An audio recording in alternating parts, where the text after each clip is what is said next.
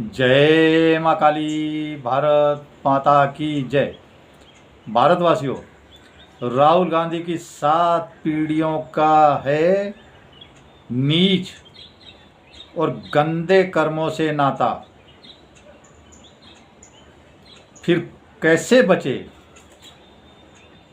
कैसे बचे इसका खानदान, जो इन्होंने कर्म किए हैं। हमारे में है ना, तेरे जीवन का है कर्मों से नाता। तो उसी पे मैं, एक हमारे बहुत अच्छे हैं, मैं उनको बहुत पसंद करता हूँ।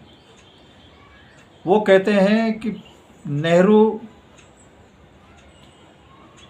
इंदिरा और राजीव की नीयत गंदी नहीं थी, लेकिन सोनिया, प्रियंका, राहुल की नीयत ही गंदी है।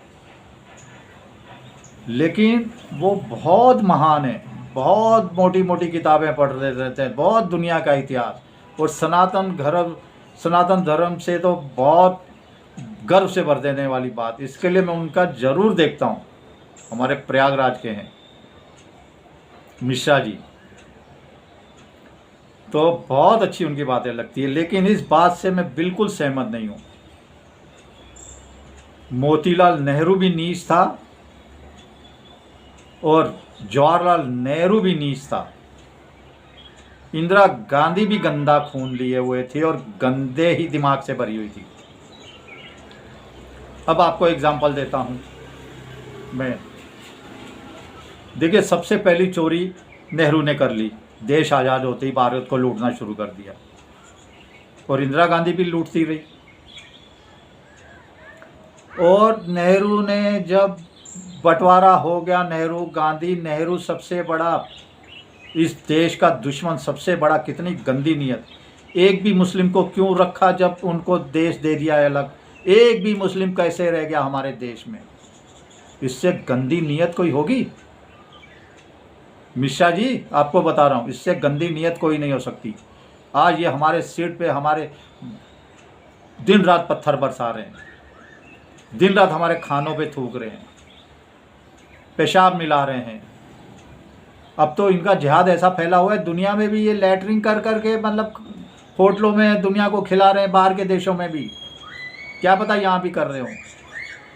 तो नेहरू की नीयत खराब थी, इंदिरा की नीयत खराब थी।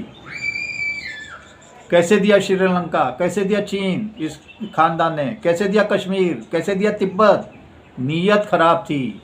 हमारे देश से कोई इनको लगाव नहीं था, इस खानदान को। और उसके बाद सबसे बड़ी जो बात बताता हूँ, इंदिरा गांधी की, जो आप बोल रहे हो नीयत। जब प्रधानमंत्री बनाने के लिए हमारे कल्पात्री जी महाराज ने इनको सपोर्ट किया, बोले आप गौ माता की हत्या रोक दो, गौ माता को राष्ट्रीय घोषित कर दो। इसने हाँ कह दिया, हाँ कह दिया इंदिरा ने, हम ठीक है कर दूंगी। जब ये जीत गई तब ये मुकर गई कि कौन है गौ माता, हम कुछ नहीं करेंगे।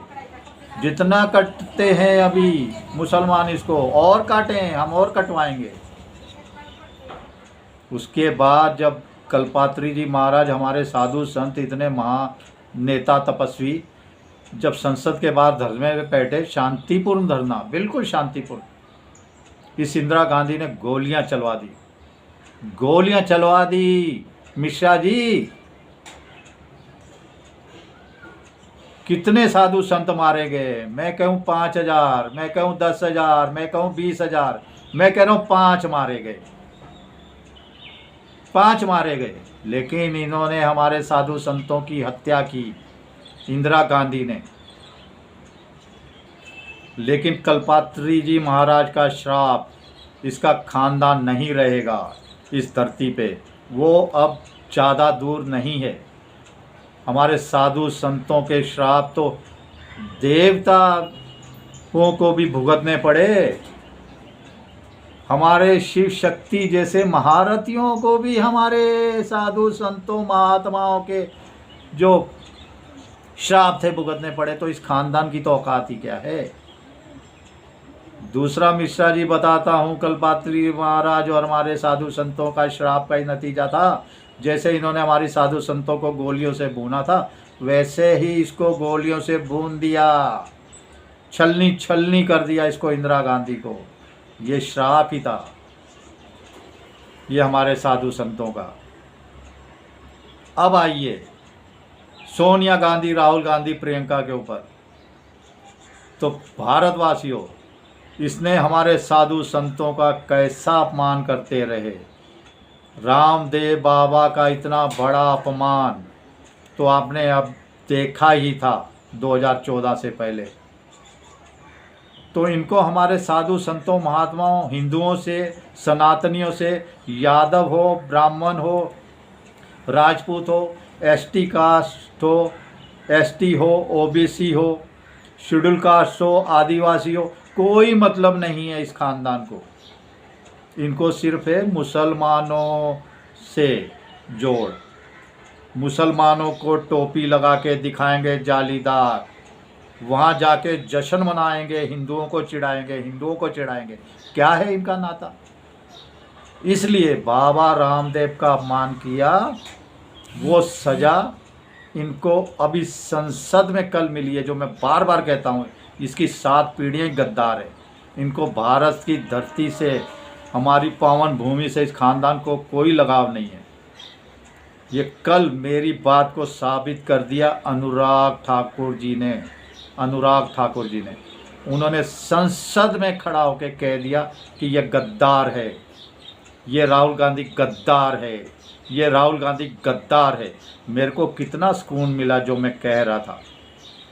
इतने बड़े मोदी जी की सरकार ने मान लिया कि जो मैं कह रहा था सच कह रहा था। बड़े बड़े मोटी मोटी किताब लेने वाले भी डरते थे, नहीं कह पाते थे इस चीज़ को। मैं सरेआम कहता था। आज भी मतलब वो बचने की कोशिश करते हैं हमारे जो महारथी, मोटी मोटी किताबें पढ़ने वाले। लेकिन देखो, हमारे शिव शक्ति का ही आशीर्वाद है, हमारे साधु संतों का ही जो आशीर्वाद है कि ये जब ये बोला कि संसद में चर्चा कराओ, संसद में चर्चा कराओ, ये पाकिस्तान के साथ क्या हुआ, हमारे कितने जहाज गिरे, चर्चा के पहले ही 10 मिनट ये लोग भाग गए।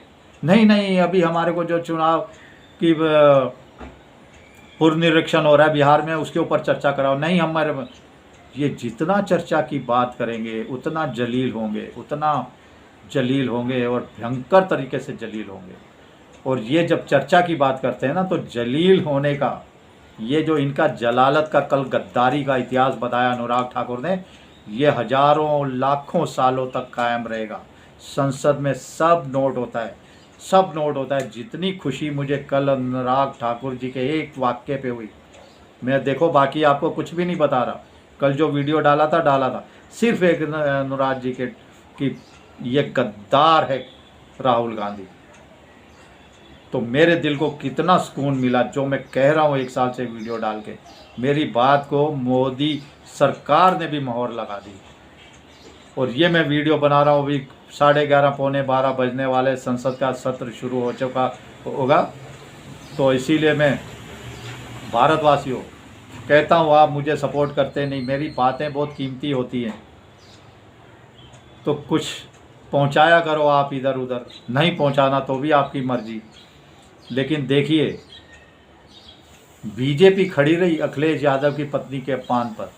बीजेपी खड़ी होगी, चाहे वो राजनीति कर रही है। ये भी तो राजनीति कर रहा था आस्था के। इसके लिए ये आपके नहीं हो सकते। यादव भाइयों, यादव बहनों, ये अखिलेश यादव, ये लालटेन लेके मुजरा करने वाला, ये तेजस्वी यादव, ये बिल्कुल आपके नहीं हो सकते। ये आपको कटवाएंगे। जो अपनी औरत के लिए जो उसको नंगा कर रहे हैं मुसलमान, नंगा नंगा कह रहे हैं, नंगी नंगी नंगी, जो इतना बड़ा अपमान कर रहे हैं, सारी दुनिया को देख रही है, इसका मुंह बंद है। कल को इसकी बेटी को भी जलील करेंगे ना, इसकी बेटी को भी, इसके मुंह से एक लफ्ज़ नहीं निकलेगा। ये बिका हुआ है, मुसलमानों के आगे बिका हुआ है। इसने अपनी औरत की इज्जत भी बिकवा दी, अपनी आगे बेटी की भी इज्जत बिकवाएगा, और ये चुप ही रहेगा। और बीजेपी इस पर कह आई है खुल के, चाहे राजनीति कर रही है, लेकिन फिर भी आई है ना। तो जैसे बाबा रामदेव ने अपमान किया, सोनिया गांधी का, बाबा रामदेव का अपमान किया सोनिया गांधी ने, अब इसके खात्मा तय है भारतवासियों, राहुल प्रियंका सोनिया का, बता रहा हूँ मैं, नोट करके लिख दिए। ऐसे ही अखिलेश यादव का खात्मा भी तय है, अखिलेश यादव का खात्मा भी तय है। इतना बड़ा अपनी पत्नी के लिए, जब तू अपनी पत्नी को नहीं बचा पा रहा, उसके अपमान पे नहीं खड़ा हो रहा, तो भाइयों यादव, भाइयों बहनों, बाकी तो सबको अक्ल आ गई होगी, आपके साथ क्या खड़ा होगा, कटवाएगा, ये मरवाएगा आस्था वालों से। वो तो सरेआम काटते हैं आपको, सरेआम पत्थरबाजी करते हैं, हमारी जो धार्मिक यात्राएं होती है सरेआम पत्थर चलाते हैं।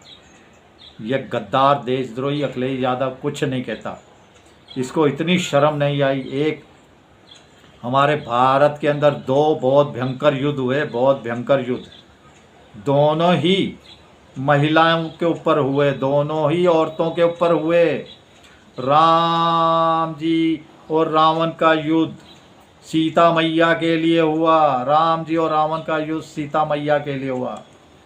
और महाभारत जो 18 दिन चली, इतना भयंकर और भयानक युद्ध द्रौपदी जी के लिए हुआ, जो द्रौपदी जी का चीरहरण किया था, जो द्रौपदी जी का चीरहरण, उसके लिए महाभारत हुआ था।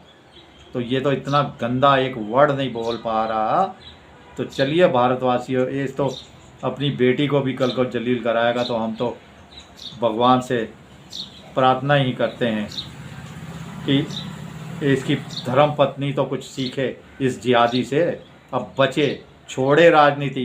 कितना जलील होगी डिम्पल यादव, कितना जलील होगी। ऐसा मत करना, अपनी बेटी को भी जलालत पे ले आना, बोले चुनाव लड़ेगी, ऐश करेगी, ऐश करेगी, ऐश करेगी, ऐश नहीं, जलील होगी, जलील होगी, जलील होगी। चलिए भारतवासियों, भारत माता की जय, जय श्री राम, जय श्री हनुमान, जय हिंद। सच मानते हैं कि नहीं मेरी बात को, आप बताइए, मैंने कुछ गलत तो नहीं कहा। चलिए एक बार फिर से हमारी सेना के लिए जय हिंद, जो 3 गद्दारों को मारा। अभी 11:15 बज रहे हैं और हम संसद की चर्चा देखते हैं।